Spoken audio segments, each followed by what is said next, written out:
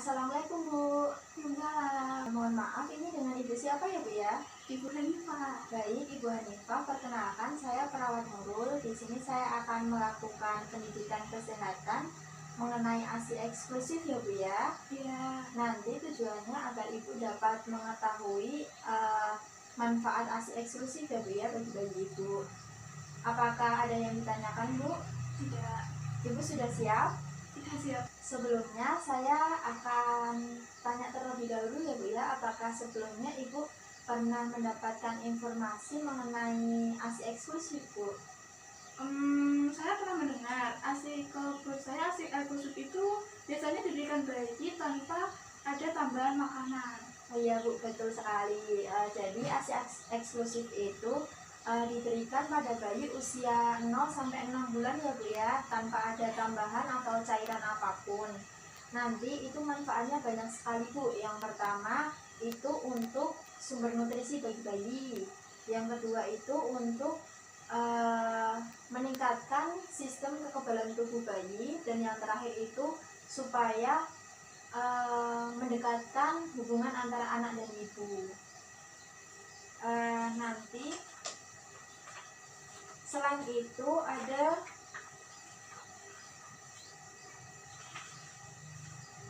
manfaat menyusui ya Bu ya.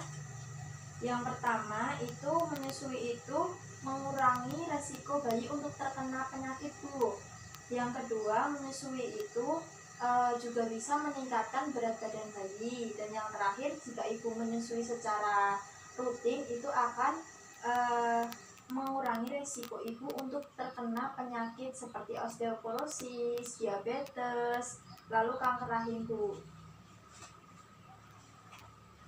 Nah, di dalam ASI itu juga mengandung banyak sekali kandungan yang sangat bermanfaat Bu. Yang pertama itu ada energi, lemak, karbohidrat, kasein, kalium, natrium, kalsium, besi, dan zinc Bu.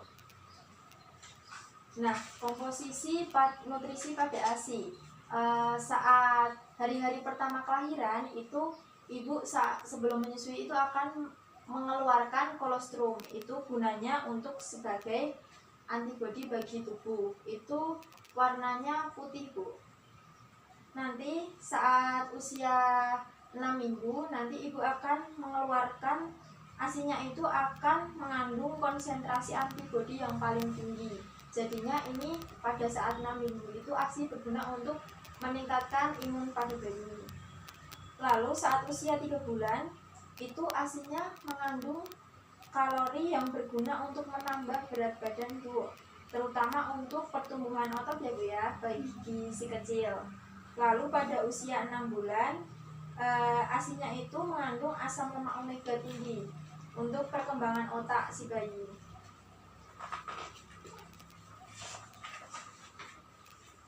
Lalu saya akan memberitahu cara memperbanyak ASI ya Bu ya. Yang pertama, ibu harus sering menyusui walaupun nanti setelah kelahiran itu ibu tidak mengeluarkan ASI, tapi jangan takut Bu. Bayinya itu menangis tidak apa-apa, soalnya bayi itu akan tahan setelah kelahiran itu akan tahan selama 2 kali 24 jam. Jadi nggak usah khawatir Bu. Dengan sering menyusui, ibu nanti payudaranya akan lebih sering mengeluarkan hormon oksitosin Bu untuk produksi ASI tersebut. Yang kedua itu dengan konsumsi makanan sehat ya Bu ya dan bergizi. Lalu yang ketiga banyak minum air putih Bu. Usahakan dalam sehari itu 8 gelas atau 2 liter per hari ya Bu ya.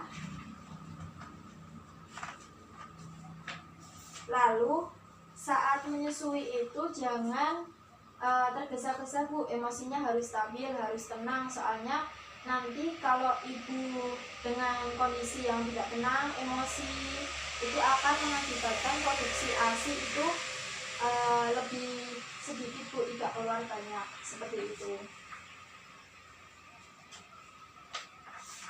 Nah, cara memeras ASI yang baik ya Bu ya, nanti seperti ini Bu.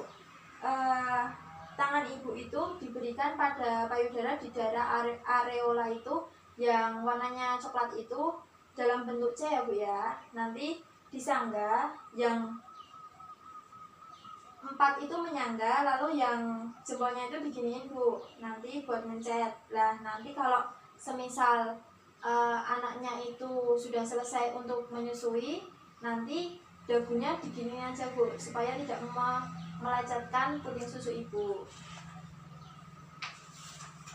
Nah, cara menyimpan ASI ya Bu ya, itu yang pertama dalam wadah tertutup.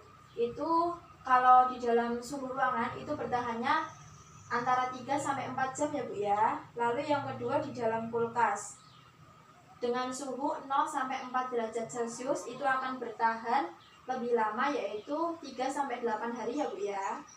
Lalu yang ketiga di dalam freezer kulkas 1 pintu Bu, itu bertahan selama 2 minggu. Kalau dengan cooler dengan ice pack kayak yang dijual-jual ice pack itu bertahannya itu 24 jam Bu. Lalu kalau di kulkas biasa itu 24 jam udah basi. Kemudian untuk freezer kulkas 2 pintu itu bertahannya sampai 3 bulan Bu. Jadi kalau semisal udah disimpan dalam kulkas, nanti ibu itu caranya untuk sebelum diminumkan ke bayi itu direndam di dalam baskom, itu diisi air hangat, nanti botol susunya dimasukkan ke rendaman itu ya Bu ya. Jangan direbus, soalnya itu nanti zat antibodi yang ada di dalam ASI itu akan hilang Bu. Yang terakhir itu gimana sih caranya untuk memberikan ASI eksklusif bagi ibu bekerja. Ibu kan ini juga wanita karir ya Bu ya. Iya. Nanti yang pertama itu jangan khawatir Bu, ibu akan tetap bisa memberikan ASI eksklusif pada bayi. Nanti caranya kalau ibu mendapatkan setelah kelahiran kan ibu mendapatkan cuti 3 bulan ya Bu ya. Itu tolong dimanfaatkan dengan baik. Nanti selama 3 bulan itu ibu silahkan memberikan ASI eksklusif yang sangat-sangat optimal. Lalu setelah 3 bulan berakhir, nanti kan masa cutinya udah habis ya Bu ya. Itu nanti ibu boleh merubah pola minum si adik bayi. Caranya nanti sebelum ibu bekerja, ibu memberikan ASI terlebih dahulu. Lalu saat ibu bekerja itu, ibu tetap memeras ASI, lalu disimpan di dalam kulkas ya Bu ya. Nanti setelah pulang, ibu baru meminumkannya dengan cara direndam dulu di air hangat sebelum diminumkan ke bayi ya Bu ya. Seperti itu Bu yang bisa saya sampaikan. Apakah ibu sudah paham? Iya, paham. Kalau ibu sudah paham, saya akan bertanya Bu, apa sih manfaat ASI eksklusif bagi bayi sendiri? Manfaat ASI eksklusif bagi bayi sendiri itu pertama yang sedang Mbak jelaskan tadi, yaitu menambah nutrisi. Ya. Yang kedua meningkatkan imun bayi. Iya. Dan yang ketiga yaitu mempererat ikatan ibu dan anak. Iya, betul sekali Ibu. Dikarenakan Ibu sudah paham ya Bu ya. Ada yang ditanyakan lagi Bu? Tidak. Saya kira sudah cukup ya Bu ya.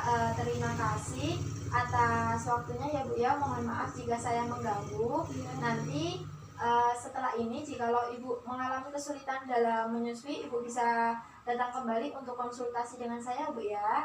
Ya. Makasih Bu. Ya.